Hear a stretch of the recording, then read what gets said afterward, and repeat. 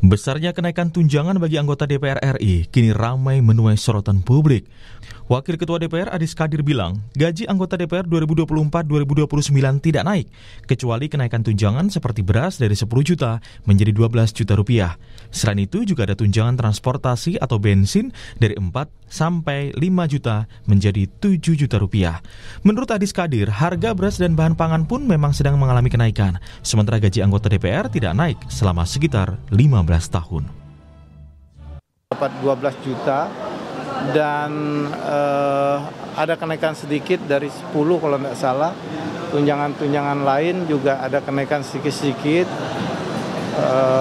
Bensin itu sekitar 7 juta yang tadinya kemarin sekitar 4 juta 5 juta sebulan, walaupun mobilitas daripada kawan-kawan Dewan lebih dari itu setiap bulannya. Jadi kalau dulu gaji kawan-kawan itu terima total bersihnya sekitar 58, mungkin dengan kenaikan gaji tidak naik ya, saya tegas sekali gaji tidak naik, dengan kenaikan tunjangan makan disesuaikan dengan indeks saat ini mungkin terima hampir 69, hampir 70-an. Berdasarkan surat edaran Sekretariat Jenderal DPR tahun 2010 dan juga tahun 2024, anggota DPR juga sebelumnya sudah mendapatkan sejumlah tunjangan di luar gaji pokok. Tunjangan melekat seperti tunjangan jabatan, tunjangan suami atau istri atau anak, hingga tunjangan pajak penghasilan, totalnya sekitar 15 juta rupiah. Ada juga tunjangan lain seperti tunjangan kehormatan, komunikasi hingga bantuan listrik dan telepon mencapai 34 juta rupiah, sementara tunjangan rumah mencapai 50 juta rupiah.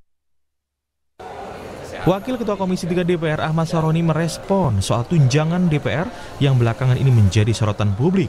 Saroni bilang, tunjangan rumah 50 juta rupiah justru lebih efisien daripada anggota DPR mendapat fasilitas rumah dinas. Karena biaya perawatan itu tak terhingga. Ya, banyak rusak AC lah, perlengkapan di dalamnya. Kenapa waktu itu banyak yang kasih masukan lebih baik dikasih tunjangan tunai, di mana tidak memberatkan negara agar posisinya tidak anggaran negaranya tidak terganggu. Jadi jangan dilihat karena nilai uangnya fantastis nih, enggak, itu biasa sebenarnya. Cuman kan ada orang yang nggak senang, gila DPR semau-maunya gitu, dapat duit seenak-enaknya ngelakuin hal enggak. Kita orang adalah perwakilan yang dinamai adalah pejabat publik yang juga digaji oleh masyarakat, uangnya pasti kembali ke masyarakat. Analis politik sekaligus Direktur Eksekutif Parameter Politik Indonesia, Adi Praitno menyebut kenaikan tunjangan anggota DPR melukai perasaan publik karena di saat yang bersamaan masih banyak warga miskin dan kesulitan mendapatkan pekerjaan. Yang kedua tentu saja adalah soal di tengah efisiensi yang dilakukan oleh pemerintah, di tengah pengetatan anggaran yang terjadi di mana-mana, tunjangan-tunjangan yang diberikan kepada yang mulia anggota dewan dalam banyak hal ini mengkonfirmasi betapa ada disparitas yang cukup jauh antara pendapatan yang dimiliki oleh anggota dewan dengan rakyat yang ada di bawah. Di tengah efisiensi yang ditetapkan pemerintah saat ini, kenaikan tunjangan DPR yang cukup fantastis dibutuhkan pertimbangan yang jelas bagi publik.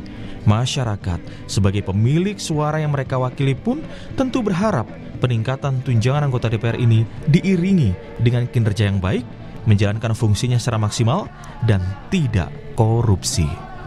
Tim Liputan, Kompas TV.